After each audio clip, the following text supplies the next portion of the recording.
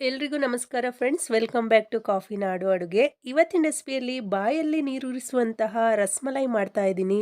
ಇವತ್ತು ಹಾಲನ್ನು ಬಳಸದೆ ಮನೆಯಲ್ಲಿರುವಂತಹ ಹಾಲ್ ಪೌಡ್ರನ್ನು ಬಳಸ್ಕೊಂಡು ಹಾಗೆಯೇ ಕಡಿಮೆ ಖರ್ಚಿನಲ್ಲಿ ರುಚಿಕರವಾದಂತಹ ರಸಮಲೈನ ಮಾಡ್ತಾ ಇದ್ದೀನಿ. ನಾನು ಈ ವಿಡಿಯೋದಲ್ಲಿ ಹೇಳುವಂತಹ ಕೆಲವೊಂದು ಟಿಪ್ಸ್ಗಳನ್ನ ನೀವು ಬಳಸಿ ರಸಮಲೈ ಮಾಡಿದ್ರೆ ತುಂಬಾ ರುಚಿಕರವಾದಂತಹ ರಸಮಲೈನ ಕಡಿಮೆ ಖರ್ಚಿನಲ್ಲಿ ನೀವು ಕೂಡ ಮನೇಲಿ ಮಾಡ್ಕೋಬೋದು.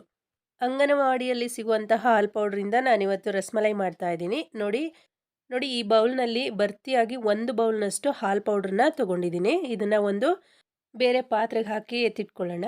ಯಾಕಂದರೆ ಈ ಬೌಲ್ನಲ್ಲೇ ನಾನು ನೀರನ್ನು ಕೂಡ ಮೆಷರ್ಮೆಂಟ್ ತೊಗೊಂಡು ಹಾಕ್ಕೊಳ್ತಾ ಇದ್ದೀನಿ. ನೋಡಿ, ಒಂದು ಪಾತ್ರೆಗೆ ಈ ಒಂದು ಬೌಲ್ನಲ್ಲಿ 3 ಬೌಲ್ನಷ್ಟು ನೀರನ್ನ ಸೇರಿಸ್ಕೊಳ್ತಾ ಇದ್ದೀನಿ. 1ಕ್ಕೆ 3ರಷ್ಟು ನೀರು ಹಾಕ್ಕೊಳ್ತಾ ಇದ್ದೀನಿ. 1 ಕಪ್ಪು ಹಾಲ್ ಪೌಡ್ರಿಗೆ 3 ಕಪ್ನಷ್ಟು ನೀರು ಹಾಕ್ಕೊಂಡ್ರೆ ಸರಿಯಾಗುತ್ತೆ. ನೀವು ಯಾವ ಪಾತ್ರೆಯಲ್ಲಿ ಬೇಕಾದರೂ ಮೆಷರ್ಮೆಂಟ್ ತೊಗೋಬೋದು. ಸ್ಟವ್ ಹಚ್ಕೊಂಡು ನೀರನ್ನ ಸ್ವಲ್ಪ ಉಗುರು ಬೆಚ್ಚಗೆ ಮಾಡ್ಕೊಳ್ತಾ ಇದ್ದೀನಿ. ತುಂಬ ಬಿಸಿ ಮಾಡ್ಕೋಬಾರ್ದು, ಆಮೇಲೆ ಹಾಲ್ ಪೌಡ್ರ್ ಹಾಕಿದಾಗ ಗಂಟಾಗ್ಬಿಡತ್ತೆ. ಉಗುರು ಬೆಚ್ಚಗಿನ ನೀರಿನ ಜೊತೆ ಹಾಲ್ ಪೌಡ್ರನ್ನ ಹಾಕ್ಕೊಳ್ಳೋದ್ರಿಂದ ಬೇಗನೆ ನೀರಿನ ಜೊತೆ ಮಿಕ್ಸ್ ಆಗಿಬಿಡುತ್ತೆ. ಹಾಲ್ ಪೌಡ್ರು ಗಂಟುಗಳಾಗೋದಿಲ್ಲ. ನಾನು ಅರ್ಧದಷ್ಟು ಹಾಕ್ಕೊಂಡು ಚೆನ್ನಾಗಿ ಈ ರೀತಿ ಮಿಕ್ಸ್ ಮಾಡ್ಕೊಳ್ತಾ ಇದ್ದೀನಿ. ಇದು ಚೆನ್ನಾಗಿ ನೀರಿನ ಜೊತೆ ಮಿಕ್ಸ್ ಆದ ನಂತರ ಇನ್ನುಳಿದಿದ್ದನ್ನು ಕೂಡ ಹಾಕ್ಕೊಂಡು ತಿರುಗಿಸ್ಕೊಳ್ತಾ ಇದ್ದೀನಿ. ನೋಡಿ, ಚೆನ್ನಾಗಿ ಮಿಕ್ಸ್ ಆಗಿದೆ. ಈಗ ಇನ್ನುಳಿದಂತಹ ಹಾಲ್ ಪೌಡ್ರನ್ನು ಕೂಡ ಇದಕ್ಕೆ ಸೇರಿಸ್ಕೊಂಡು ಇದೇ ರೀತಿಯಾಗಿ ಚೆನ್ನಾಗಿ ಮಿಕ್ಸ್ ಮಾಡ್ಕೊಳ್ಳೋಣ. ಹಾಲ್ ಪೌಡ್ರೆಲ್ಲ ಚೆನ್ನಾಗಿ ಮಿಕ್ಸ್ ಆದಮೇಲೆ ಉರಿಯನ್ನು ಮೀಡಿಯಮ್ ಫ್ಲೇಮ್ನಲ್ಲಿ ಇಟ್ಕೋಬೇಕು. ಹಾಲು ಚೆನ್ನಾಗಿ ಕುದಿಬೇಕು. ನೋಡಿ, ಈಗ ಹುಳಿ ರೆಡಿ ಮಾಡಿ ಇಟ್ಕೊಳ್ಳೋಣ. ನಾನಿಲ್ಲಿ ನಮ್ಮಲ್ಲಿ ಸಿಗುವಂಥ ನಾರಗದ ಹುಳಿ ಅಂತ ಹೇಳಿ ಸಿಗುತ್ತೆ, ಅದನ್ನು ತೊಗೊಂಡಿದ್ದೀನಿ. ನೀವು ಬೇಕಾದರೆ ನಿಂಬೆ ಹುಳಿ ಹಾಕೋಬೋದು, ವೆನಿಗರ್ ಹಾಕೋಬೋದು. ನಿಮಗೆ ಯಾವುದು ಸಿಗುತ್ತೋ ಅದನ್ನು ಹಾಕೋಬೋದು. ಒಂದು 3ರಿಂದ 4 ಟೇಬಲ್ ಸ್ಪೂನಷ್ಟು ಹುಳಿನ ಹಾಕ್ಕೊಳ್ತಾ ಇದ್ದೀನಿ. ನಿಂಬೆ ಹುಳಿ ಹಾಕೋದಾದರೆ 1ರಿಂದ 1.5 ನಿಂಬೆ ಹುಳಿ ಬೇಕಾಗತ್ತೆ. ನೋಡಿ, 3ರಿಂದ 4 ಟೇಬಲ್ ಸ್ಪೂನಷ್ಟಿದೆ. ಈಗ ಹಾಲು ಕೂಡ ಚೆನ್ನಾಗಿ ಕುದೀತಾ ಇದೆ, ಉಕ್ತಾ ಇದೆ ನೋಡಿ. ಈ ಟೈಮ್ನಲ್ಲಿ ನಾವು ಉರಿಯನ್ನು ಕಡಿಮೆ ಇಟ್ಕೊಳ್ಳೋಣ. ಹಾಗೆಯೇ ಹುಳಿ ಇದೆಯಲ್ವ ಅದನ್ನು ಸ್ವಲ್ಪ ಸ್ವಲ್ಪನೇ ಸೇರಿಸ್ಕೊಂಡು ತಿರುಗಿಸ್ಕೊಳ್ಳೋಣ. ನೋಡಿ, ನಾನು ಸ್ವಲ್ಪ ಸ್ವಲ್ಪ ಹಾಕ್ಕೊಂಡು ತಿರುಗಿಸ್ಕೊಳ್ತಾ ಇದ್ದೀನಿ. ನೋಡಿ, ಹಾಲು ಒಡಿತಾ ಇದೆ. ಮೊದಲನೇ ಟಿಪ್ ಏನು ಅಂದರೆ, ನೀವು ಹುಳಿನ ತುಂಬ ಕಡಿಮೆ ಹಾಕೋಬೇಡಿ. ಹುಳಿ ತುಂಬ ಕಡಿಮೆ ಆದರೆ ಪನ್ನೀರ್ ತುಂಬ ಸಾಫ್ಟಾಗಿ ಬರುತ್ತೆ, ಅಷ್ಟು ಚೆನ್ನಾಗಿ ಬರೋದಿಲ್ಲ ರಸಮಲೈ. ನೋಡಿ, ಅಷ್ಟು ಹುಳಿನ ನಾನು ಸ್ವಲ್ಪ ಸ್ವಲ್ಪ ಹಾಕ್ಕೊಂಡು ತಿರುಗಿಸ್ಕೊಂಡಿದ್ದೀನಿ. ನೋಡಿ, ಹಾಲು ಒಡಿತಾ ಇದೆ, ಸಂಪೂರ್ಣವಾಗಿ ಒಡಿತಾ ಇದೆ. ನೋಡಿ, 10ರಿಂದ 20 ಸೆಕೆಂಡ್ ಈ ರೀತಿ ತಿರುಗಿಸ್ಕೊಂಡ್ರೆ ಸಾಕು. ನೋಡಿ, ಕಂಪ್ಲೀಟಾಗಿ ಒಡೆದಿದೆ, ಪನ್ನೀರ್ ರೆಡಿಯಾಗಿದೆ. ಈಗ ಇದನ್ನು ನಾವು ಶೋಧಿಸ್ಕೊಳ್ಳೋಣ. ತಳದಲ್ಲಿ ಒಂದು ಪಾತ್ರೆ ಇಡಿ, ಹಾಗೆ ಅದರ ಮೇಲೆ ಜರಡಿ ಇಟ್ಟು ಒಂದು ಬಿಳಿ ಬಟ್ಟೆ ಅಥವಾ ನೀವು ಕರ್ಚಿಫ್ನು ಕೂಡ ಹಾಕೋಬೋದು. ಈಗ ನಾವು ರೆಡಿ ಮಾಡಿಟ್ಕೊಂಡಿರುವಂತಹ ಪನ್ನೀರನ್ನ ಹಾಕೊಳ್ಳೋಣ. ಹಾಗೆ ಇದರ ಮೇಲೆ ನಾವು ತಣ್ಣೀರು ಹಾಕೋಬೇಕಾಗತ್ತೆ. ನೋಡಿ, ಕೋಲ್ಡ್ ವಾಟರ್ ಹಾಕ್ಕೊಳ್ತಾ ಇದ್ದೀನಿ ನಾನಿಲ್ಲಿ.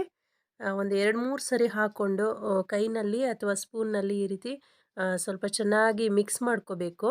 ಇದರ ಮೇಲ್ಗಡೆ ನೀರು ಹಾಕೋದ್ರಿಂದ ಪನ್ನೀರ್ ಕೂಡ ತಣ್ಣಗಾಗತ್ತೆ.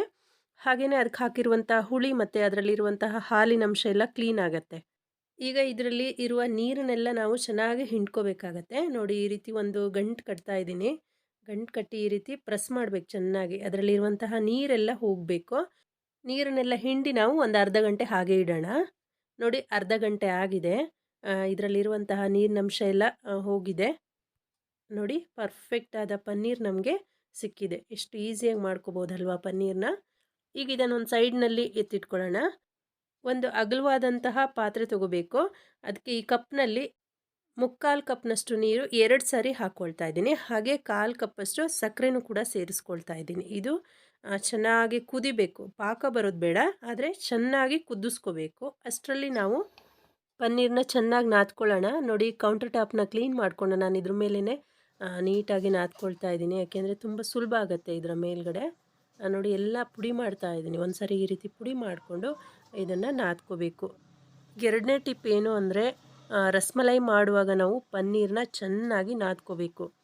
ಈ ಪ್ರೊಸೀಜರ್ ಕರೆಕ್ಟಾಗಿ ಮಾಡಲಿಲ್ಲ ಅಂದರೆ ಪನ್ನೀರ್ ನೀರಿನಲ್ಲಿ ಎಲ್ಲ ಓಪನ್ ಆಗಿಬಿಡತ್ತೆ ಕುದಿಸುವಾಗ. ನೋಡಿ, ಈ ರೀತಿ ಅಂಗೈನಲ್ಲಿ ಚೆನ್ನಾಗಿ ಈ ರೀತಿ ನಾದ್ಕೋಬೇಕು. ಇದಕ್ಕೆ ಸ್ವಲ್ಪ ಟೈಮ್ ತೊಗೊಳುತ್ತೆ. ಫಾಸ್ಟಾಗಿ ನಾದ್ಕೊಂಡ್ರೆ ಒಂದು 5 ನಿಮಿಷ ಸಾಕು, ಇಲ್ಲಾಂದರೆ 6ರಿಂದ 7 ನಿಮಿಷ ಬೇಕಾಗತ್ತೆ.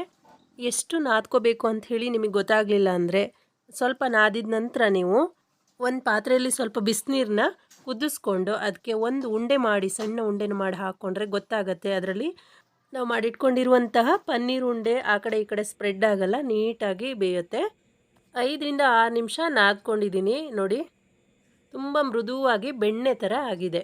ಇಷ್ಟಾದರೆ ಸಾಕಾಗುತ್ತೆ. ಈಗ ಸಣ್ಣ ಸಣ್ಣ ಗೋಲಿ ಗಾತ್ರದ ಉಂಡೆಗಳನ್ನ ಮಾಡಿಕೊಂಡು ಲೈಟಾಗಿ ಪ್ರೆಸ್ ಮಾಡ್ಕೋಬೇಕಾಗತ್ತೆ ನೋಡಿ. ಹೀಗೆ ಉಂಡೆಗಳು ತುಂಬ ಬಿರುಕು ಬಿಡ್ತಾ ಇದೆ, ಕರೆಕ್ಟಾಗಿ ಬರ್ತಾ ಇಲ್ಲ ಅನ್ನೋ ಸ್ಟೇಜ್ನಲ್ಲಿ ಬೇಕಾದರೆ ಒಂದು ಸ್ವಲ್ಪ ಕಾರ್ನ್ಫ್ಲೋರು ಅಥವಾ ಮೈದಾ ಹಿಟ್ಟನ್ನು ಸೇರಿಸ್ಕೊಂಡು ಮಾಡ್ಕೋಬೋದು. ಉಂಡೆಗಳನ್ನ ಪ್ರೆಸ್ ಮಾಡಿದ ನಂತರ ಎಡ್ಜಲ್ಲಿ ಸ್ವಲ್ಪ ಬಿರುಕುಗಳಿದ್ದರೆ ನಾವು ಸಕ್ಕರೆ ನೀರಿಗೆ ಹಾಕಿದ ತಕ್ಷಣ ಅದು ಉಂಡೆಗಳು ಒಡೆದು ಹೋಗುತ್ತೆ ಅಂತ ಹೇಳ್ತಾರೆ. ಹಾಗೇನೂ ಇಲ್ಲ, ನಾದ್ಕೊಳ್ಳೋದು ತುಂಬಾ ಇಂಪಾರ್ಟೆಂಟು. ನೀವು ಬೆಣ್ಣೆ ಥರ ನಾದ್ಕೋಬೇಕಾಗತ್ತೆ ಅಷ್ಟೇ. ನೋಡಿ ಎಲ್ಲನೂ ಕೂಡ ನಾನು ರೆಡಿ ಮಾಡಿ ಇಟ್ಕೊಂಡಿದ್ದೀನಿ. ನೋಡಿ ಇದರಲ್ಲಿ ಸ್ವಲ್ಪ ಒಡಕಿದೆ, ಹಾಕಿ ನೋಡೋಣ ಏನಾಗುತ್ತೆ ಅಂಥೇಳಿ. ನೋಡಿ ಸಕ್ಕರೆ ನೀರು ಇದೇ ರೀತಿಯಾಗಿ ಕುದೀತಾ ಇರಬೇಕು. ಲೋ ಫ್ಲೇಮ್ನಲ್ಲಿ ಅಥವಾ ಮೀಡಿಯಮ್ ಫ್ಲೇಮ್ನಲ್ಲಿ ಇಟ್ಕೊಂಡು ರಸಮಲೈಗಳನ್ನ ಹಾಕೋಬೇಡಿ. ಹೈ ಫ್ಲೇಮ್ನಲ್ಲಿ ಇಟ್ಕೊಂಡು ಒಂದು 3 ನಿಮಿಷ ನಾವು ಕುದಿಸ್ಕೋಬೇಕಾಗತ್ತೆ. ನೋಡಿ ರಸಮಲೈ ಸೈಜ್ ದೊಡ್ಡದಾಗಿದೆ. 3 ನಿಮಿಷ ಆಗಿದೆ. ಈಗ ಒಂದು ಮುಚ್ಚಳ ಮುಚ್ಚಿ 10ರಿಂದ 12 ನಿಮಿಷ ಕಡಿಮೆ ಉರಿಯಲ್ಲಿ ಬೇಯಿಸ್ಕೊಳ್ತಾ ಇದ್ದೀನಿ. 3ನೇ ಟಿಪ್ಸ್ ಏನು ಅಂದರೆ ಬೇಯಿಸ್ಕೊಳ್ಳೋದು ಕೂಡ ತುಂಬಾ ಇಂಪಾರ್ಟೆಂಟು. ಗಡಿಬಿಡಿ ಮಾಡಿಕೊಂಡು ಬೇಗ ತೆಗೆದುಬಿಡಬಾರ್ದು. ನೋಡಿ ಚೆನ್ನಾಗಿ ಸಕ್ಕರೆ ನೀರನ್ನೆಲ್ಲ ಹೀರ್ಕೊಂಡಿದೆ, ಸ್ಪಾಂಜಿಯಾಗಿದೆ ಕೂಡ. ಈಗ ಇದನ್ನು ಪಕ್ಕದಲ್ಲೇ ಎತ್ತಿಟ್ಕೊಂಡು ಇನ್ನೊಂದು ಪಾತ್ರೆಗೆ 3 ಕಪ್ನಷ್ಟು ನೀರು ಹಾಕ್ಕೊಳ್ತಾ ಇದ್ದೀನಿ. ಈಗ ರಸಮಲೈಗೆ ರಬ್ಡಿ ಮಾಡ್ಕೊಳ್ತಾ ಇದ್ದೀನಿ. ಇಲ್ಲಿ ಇದಕ್ಕೂ ಕೂಡ ನಾನು ಹಾಲನ್ನ ಉಪಯೋಗಿಸ್ತಾ ಇಲ್ಲ, ಮಿಲ್ಕ್ ಪೌಡ್ರಿಂದನೇ ಮಾಡ್ಕೊಳ್ತಾ ಇದ್ದೀನಿ. ನೋಡಿ ನಾನಿಲ್ಲಿ 3/4 ಕಪ್ನಷ್ಟು ಮಿಲ್ಕ್ ಪೌಡ್ರನ್ನ ಹಾಕ್ಕೊಳ್ತಾ ಇದ್ದೀನಿ. ಸ್ವಲ್ಪ ಉಗುರು ಬೆಚ್ಚಗೆ ನೀರು ಮಾಡಿಕೊಂಡು ಸೇರಿಸ್ಕೊಳ್ಳಿ. ನೋಡಿ ಚೆನ್ನಾಗಿ ಮಿಕ್ಸ್ ಮಾಡ್ಕೊಳ್ಳೋಣ ಮೊದಲಿನ ರೀತಿಯಲ್ಲೇ. ತುಂಬ ತೆಳು ಮಾಡ್ಕೋಬಾರ್ದು, ಗಟ್ಟಿ ಇದ್ದರೆ ಚೆನ್ನಾಗಾಗುತ್ತೆ. ತೆಳು ಇದ್ದರೆ ಹಾಲು ಮಾಡಿಕೊಂಡ್ರೆ ನೀವು ಚೆನ್ನಾಗಿ ಕುದಿಸ್ಕೋಬೇಕಾಗತ್ತೆ. ನೋಡಿ ಸ್ವಲ್ಪ ಕೇಸರಿನ ಕೂಡ ಇದ್ರ ಜೊತೆಗೇ ಸೇರಿಸ್ಕೊಂಡು ಒಂದು ಅರ್ಧ ಕಪ್ನಷ್ಟು ಸಕ್ಕರೆ ಹಾಕ್ಕೊಳ್ತಾ ಇದ್ದೀನಿ. ಬೇರೇನೂ ಇಲ್ಲ, ಇದನ್ನು ಚೆನ್ನಾಗಿ ಕುದಿಸ್ಕೋಬೇಕು. ನೋಡಿ ಚೆನ್ನಾಗಿ ಕುದೀಲಿ. ಒಂದು 5ರಿಂದ 7 ನಿಮಿಷ ಕುದ್ದಿದೆ ನೋಡಿ, ಉಕ್ಕು ಬರ್ತಾ ಇದೆ. ಹಾಲು ಚೆನ್ನಾಗಿ ಕುದ್ದು ಅದರ ಕ್ವಾಂಟಿಟಿ ಕೂಡ ಕಡಿಮೆ ಆಗಿದೆ. ನೋಡಿ ಕಲರ್ ಕೂಡ ಕೇಸರಿ ಹಾಕಿರೋದ್ರಿಂದ ತುಂಬ ಚೆನ್ನಾಗಿದೆ. ಸ್ಟವ್ ಆಫ್ ಮಾಡ್ಕೊಳ್ತಾ ಇದ್ದೀನಿ. ಈಗ ರಸಗುಲ್ಲ ಕೂಡ ಸ್ವಲ್ಪ ತಣ್ಣಗಾಗಿದೆ, ಬಿಸಿ ಇರುವಂಥದ್ದು ಕೂಡ ಹಾಕ್ಬೋದು. ಈ ರೀತಿ ಸಕ್ಕರೆ ನೀರನ್ನ ಸ್ವಲ್ಪ ಪ್ರೆಸ್ ಮಾಡಿ ಹಾಕ್ಕೊಳ್ಳೋಣ. ಈ ಸಕ್ಕರೆ ನೀರು ನಾವು ಈ ರೀತಿ ಪ್ರೆಸ್ ಮಾಡಿ ಹಾಕ್ಕೊಳ್ಳೋದ್ರಿಂದ ರಬಡಿ ಎಲ್ಲ ಚೆನ್ನಾಗಿ ಹೀರ್ಕೊಂಡು ತುಂಬ ಚೆನ್ನಾಗಾಗತ್ತೆ ರಸಮಲೈ. ಫ್ಲೇವರ್ಗೋಸ್ಕರ ಸ್ವಲ್ಪ ಏಲಕ್ಕಿ ಪುಡಿ ಹಾಕ್ಕೊಳ್ತಾ ಇದ್ದೀನಿ.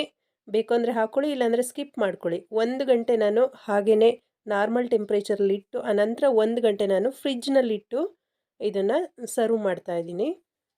ನೋಡ್ತಾ ಇದ್ದಿರಲ್ಲ ಫ್ರೆಂಡ್ಸ್, ತುಂಬ ಚೆನ್ನಾಗಿ ಬಂದಿದೆ. ಮಿಲ್ಕ್ ಪೌಡ್ರಲ್ಲಿ ಮಾಡಿದ್ರೂ ಕೂಡ ತುಂಬ ಚೆನ್ನಾಗಿದೆ, ಟೇಸ್ಟು ಕೂಡ ಅಷ್ಟೇ ಚೆನ್ನಾಗಿದೆ. ನಾನು ಡೀಟೈಲ್ಡಾಗಿ ಹೊಸದಾಗಿ ರಸಮಲೈ ಮಾಡೋರಿಗೋಸ್ಕರ ಈ ವಿಡಿಯೋ ಮಾಡಿದ್ದೀನಿ. ಕೆಲವೊಂದು ಟಿಪ್ಸ್ಗಳನ್ನ ನಾವು ಫಾಲೋ ಮಾಡಿದ್ರೆ ತುಂಬ ಸುಲಭವಾಗಿ ಮಾಡ್ಕೋಬೋದು. ನೋಡಿ ಎಷ್ಟು ಚೆನ್ನಾಗಿ ಬಂದಿದೆ ಅಂಥೇಳಿ, ತುಂಬ ಚೆನ್ನಾಗಿ ಬಂದಿದೆ. ನೀವು ಕೂಡ ಟ್ರೈ ಮಾಡಿ ನೋಡಿ. ಹಾಗೆ ಟ್ರೈ ಮಾಡಿದ ಮೇಲೆ ರೆಸಿಪಿ ಹೇಗೆ ಬಂತಂತ ಹೇಳಿ ಕಮೆಂಟ್ ಬಾಕ್ಸ್ನಲ್ಲಿ ಕಮೆಂಟ್ ಮಾಡಿ.